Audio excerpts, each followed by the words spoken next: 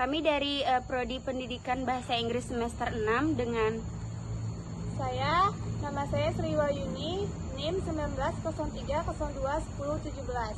Saya Anis Fadila, NIM 1903021004. Saya Arifah Dewi Bahtian, NIM 1903021005. Saya Alia Farhana, NIM 1903021002. Saya Eli Kusuma, NIM 1903021009. Video ini kami ingin menjelaskan tentang sampel untuk memenuhi tugas mata kuliah statistika dengan dosen pengampu Ibu Antik S3 Hadar MSI. Oke, yang pertama kita akan membahas tentang apa itu sampel. Oke, sampel adalah sebagian atau sebagai wakil populasi yang karena diteliti. Apabila penelitian yang akan dilakukan sebagian dari populasi, maka dapat dikatakan bahwa penelitian tersebut adalah penelitian sampel menurut Arikunto 2006. Pengambilan sampel adalah teknik memilih anggota individu atau bagian dari populasi untuk membuat kesimpulan statistik dari populasi tersebut dan memperkirakan karakteristik dari seluruh populasi. Macam-macam teknik pengambilan sampel. Teknik sampling.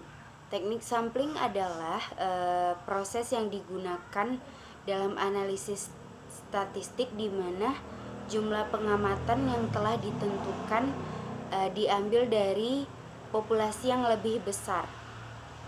Metodologi pengambilan sampel dari populasi yang lebih besar tergantung pada jenis analisis data yang dilakukan, tapi bisa mencakup pengambilan sampel acak sederhana dan sistematis. Pengambilan sampel acak sistematis atau systematic random sampling.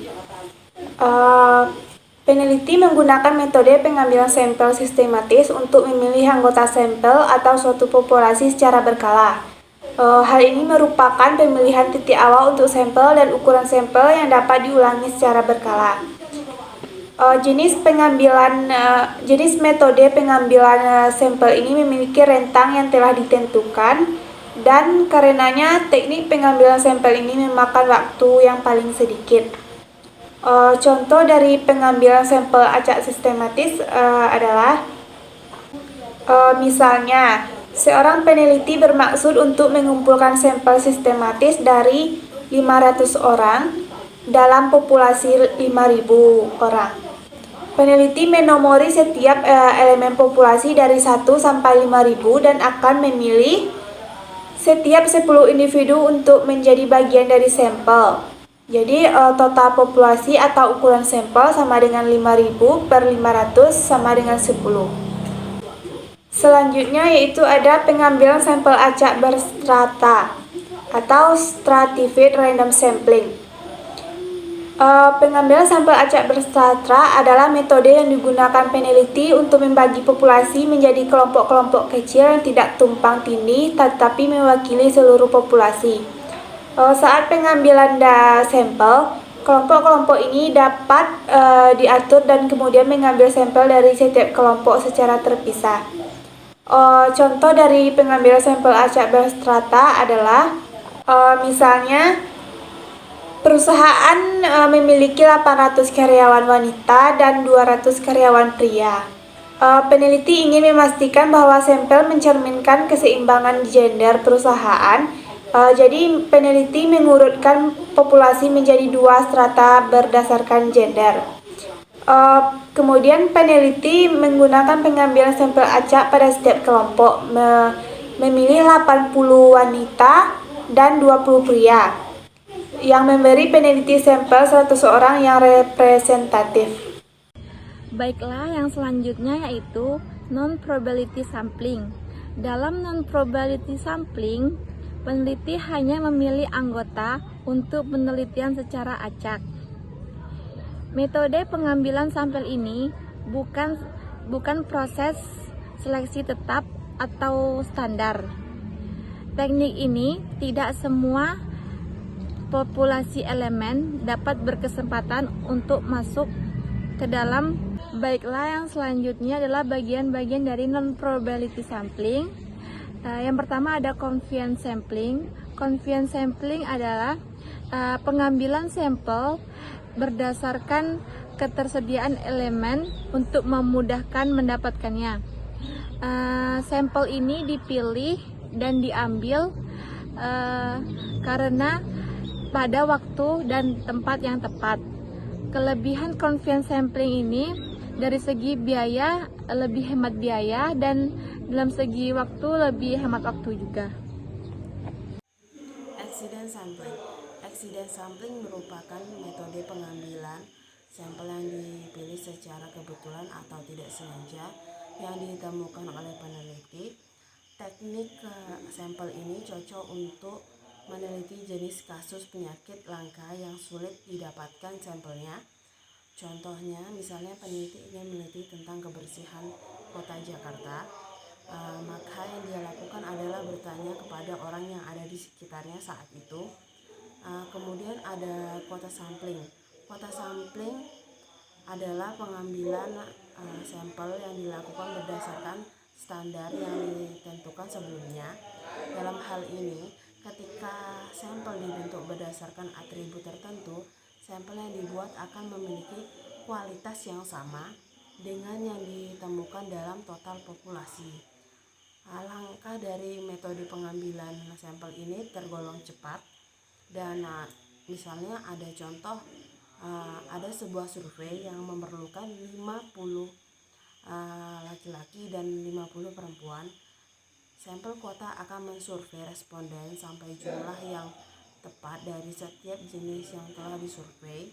Tidak seperti pengambilan sampel bertingkat, sampel ini tidak selalu diacak. Voluntary response sampling. Mirip dengan conference sampling, teknik sampling yang satu ini terutama didasarkan pada kemudahan akses. Alih-alih peneliti memilih peserta dan langsung menghubungi mereka, orang-orang menjadi sukarelawan sendiri, misalnya dengan menanggapi survei online publik.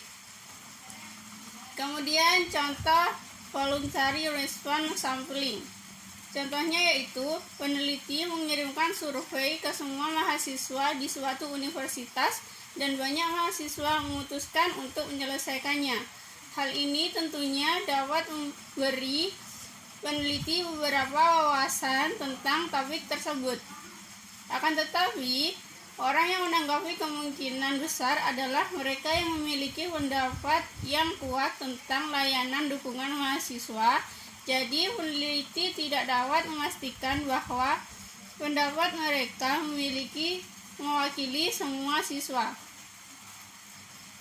Selanjutnya adalah tujuan pengambilan sampel.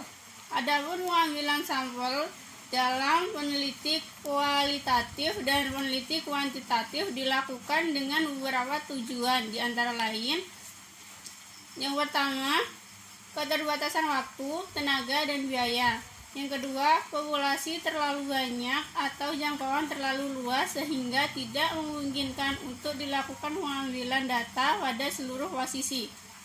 Yang ketiga, adanya asumsi bahwa semua populasi seragam atau sama sehingga dapat diwakili oleh sampel.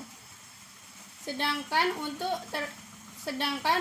tahapan yang perlu dilakukan dalam pengambilan sampel yaitu yang pertama, mendefinisikan populasi yang akan diamati. Yang kedua, menentukan keterangan sampel dan kumpulan semua peristiwa yang mungkin. Yang ketiga, menentukan teknik atau metode sampling yang tepat. Yang keempat, melakukan pengambilan sampel atau pengumpulan data. Yang kelima, melakukan pemeriksaan ulang pada proses sampling. Sekian video dari kami. Wassalamualaikum warahmatullahi wabarakatuh.